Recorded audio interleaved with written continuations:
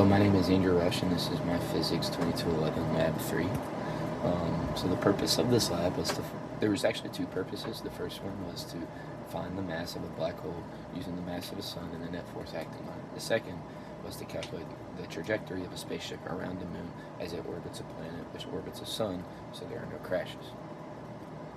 Some principles and formulas used is the formula to find the net force in the parallel direction, and the universal force of gravity, the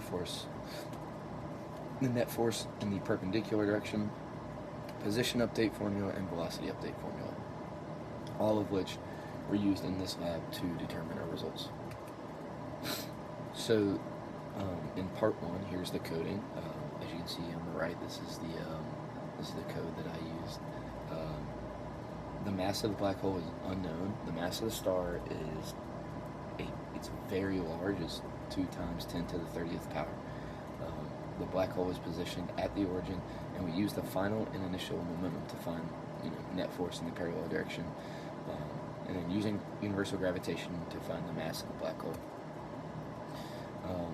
So here are the results of the code. As you can see, this planet, or the sun, it orbits this black hole, and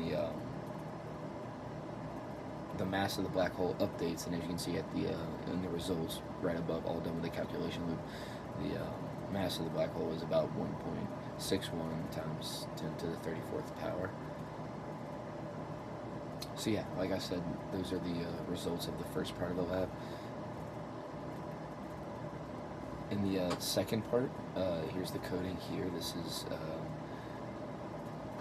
right here. This is my code that we used.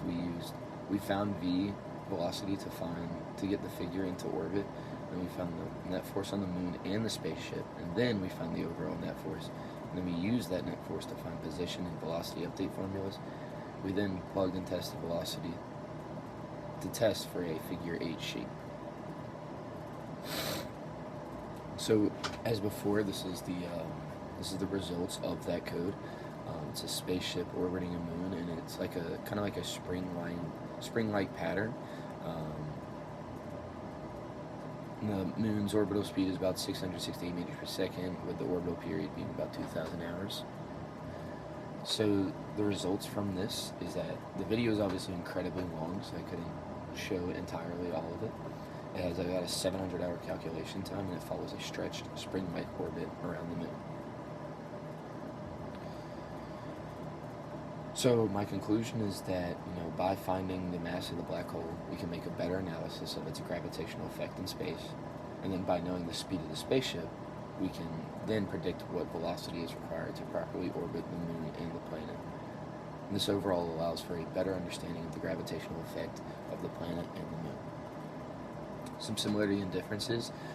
So since there's only the generated data from the code, there's no true data to compare it to. We could compare the code from person to person, but the overall outcome should be the same. We all should get kind of similar numbers.